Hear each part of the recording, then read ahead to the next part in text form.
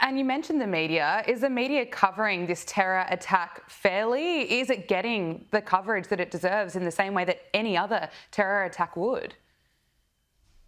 Not necessarily. They're calling it an event, or they're calling it, an or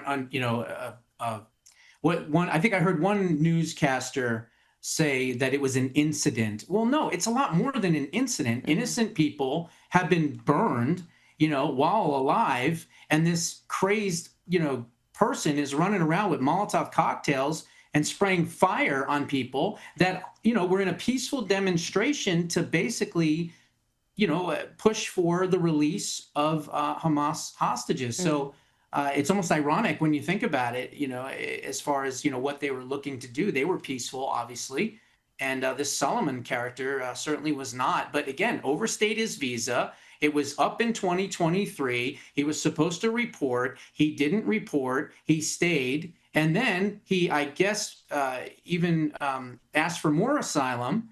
And then, this is the result of this. So it's just a sad situation.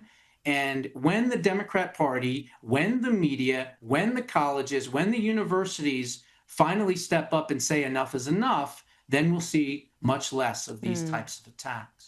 Absolutely. I want to talk to you about the scenes out of Paris this weekend, where two people were killed, hundreds of people were injured during what was supposed to be a nationwide celebration in Paris following PSG's victory in the Champions League final. This is what unfolded.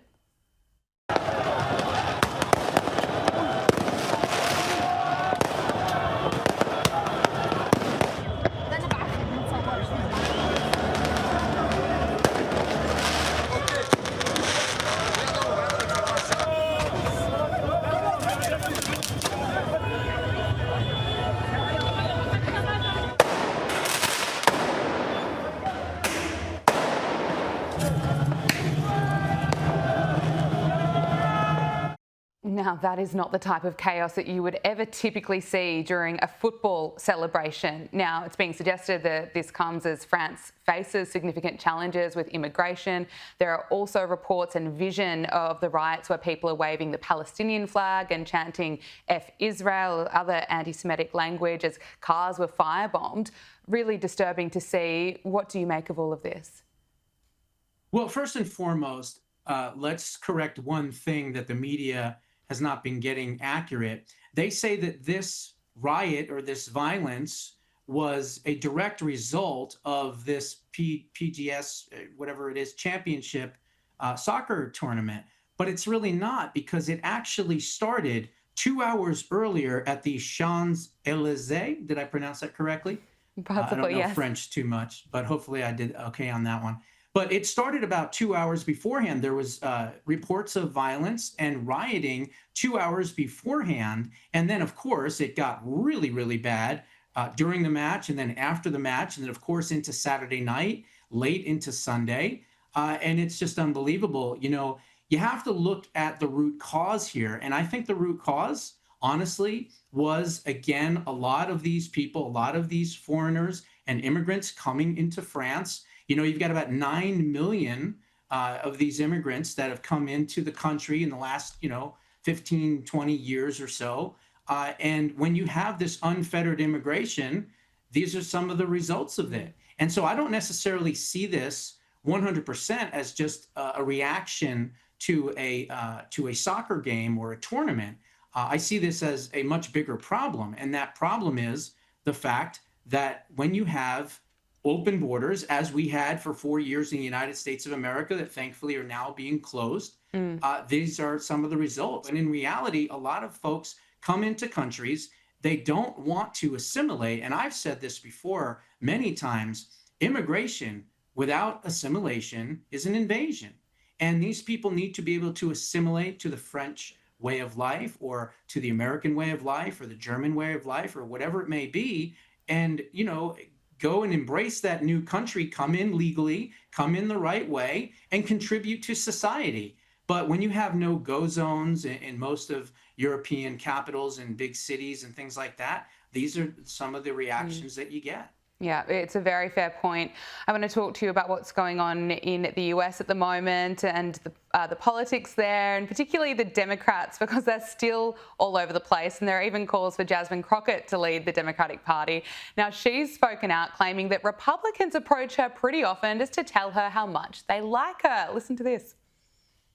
Republicans poll all the time, and I have no idea what all is happening in their polling, but I can tell you in real life that I've had a number of Republicans that approach me as they see me out and they say, "Hey, I just wanted to let you know that I really like you. Like, we come from completely different parties, but I believe that you are fighting for the people. I believe that you are trying to do what's best for all of us. I may disagree with like how you feel like we get there, but I agree with your fight." And I think that that's what's scary for them, is this idea that it's not just, say, Black folk that are listening to me. Josh, when I first heard this, I thought, oh, she's probably not really telling the truth. And then I thought about it, and maybe this is a strategy. Republicans are encouraging her, saying, keep going. That would be perfect for us. And they will keep telling Jasmine Crockett just how much they like her. Jasmine Crockett is a loathful human being. This is someone that made fun of the Texas governor, calling him Governor Hot Wheels.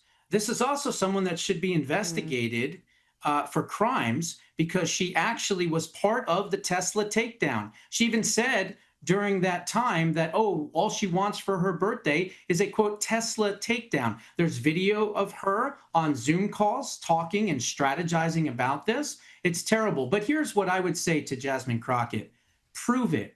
How many Americans out there that are going to see this broadcast will come forward and say that are Republicans that, yes, I support Jasmine Crockett? I don't believe it at all, and I think most people don't believe this at all. You're possibly correct in the fact that maybe they're trying to push this so that she becomes the nominee, so that she would be easier to beat, which I certainly agree that she would.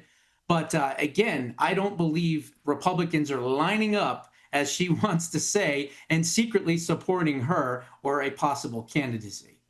Yeah, a bit of fake news from a Democrat. Who would be surprised? But looking at the Democrats, their strategy is still all over the place. In your opinion, who should be the leader? Oh, goodness. A ham sandwich at this point. Look, I don't even want to even go that route, because I would hate to say that, hey, this would be the good person. But I would say if I was to put a name out there that has some resemblance of sanity, it would certainly be the sportscaster gentleman, the African-American gentleman, Stephen Austin, I think his name is, who does ESPN Sports. At least he's able to understand that the Democrat Party has a major issue. And the problem is that they're too extreme and they're too radical, and they don't adhere to the Constitution. They don't believe in our founding principles and values.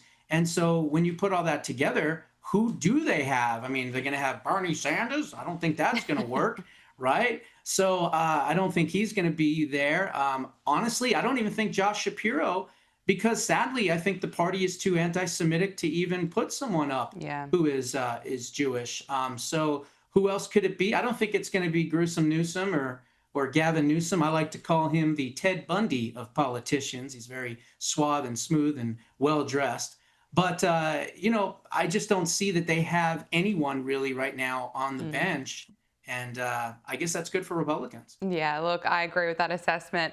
Let's talk about the tariffs. The tariff deadline is looming, and Reuters is reporting today that the Trump administration wants countries to put their best offer forward by Wednesday, as officials want to accelerate talks with multiple partners ahead of the tariff deadline. Now, Trump has also posted today, if other countries are allowed to use tariffs and we're not allowed to counter, our country doesn't have a chance of economic survival. So what are you expecting that we'll see by Wednesday? Well, I think that we're going to see a whole bunch of countries come forward and work out some trade negotiation deals. But let's take this a little bit further. The Supreme Court is going to do the right thing here, because the president, through the executive authority vested in him, has the right to negotiate trade deals. So I don't care what this international trade organization, this little, powerless little thing in New York City that jumped in and tried to stop him. Of course, that was immediately stayed when it was appealed, the decision. But in the long run, remember this, the president has multiple opportunities and tools at his disposal in order to facilitate trade negotiations. So I'm not worried about it. I think that he's going to be able to pull this off, and he'll be able to have as many trade or deals as he would like. Yeah, it'll be interesting to see what happens. I'm pretty confident that we are going to be seeing countries absolutely putting their best offer forward and presenting a pretty good offer for Donald Trump, but we will see. I want to finally speak to you about, we did speak about the media in the United States, but it seems like there's still a bit of fake news around. The Washington Post has a piece out this week with the headline, "The Mysterious Drop in Fentanyl Seizures on the US-Mexico Border." I mean, is anyone going to tell them? Who's going to tell them what and who's behind this mysterious drop? Yeah, I'll pull a Joe Biden. Shh, the border's closed.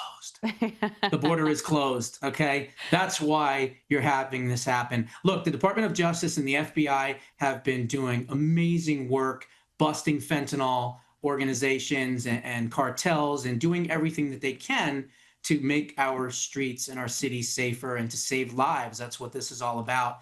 And so I think with that, and of course, shutting down the border, getting rid of TPS, getting rid of all these other things that the prior auto pen administration, as I like to call it now, has been doing, I think it's a 180. President Trump ran on securing the border, and of course, promises made, promises kept. And the White House has unveiled a new portrait of President Donald Trump. Let's bring up the image if we can. I know he still looks pretty fierce in the picture. There it is, a little bit different to the one that was put up during his inauguration. But Josh, can I get your reaction to it? I like it, but for my money, I want the fist in the air and the fight. It's iconic. I think that's so representative of President Trump, of America, of this new resurgence in patriotism, and of course, the oncoming golden age, which will start probably, in my estimation, around mid-November of this year. But watch out, January, February of 2026, America's economy will be the greatest in history. $14 trillion worth of investment coming in. I can't wait. Broadcaster and commentator Josh Bernstein, thank you so much for joining us on Power Hour. Great to speak with you. Thank you. Anytime, any topic.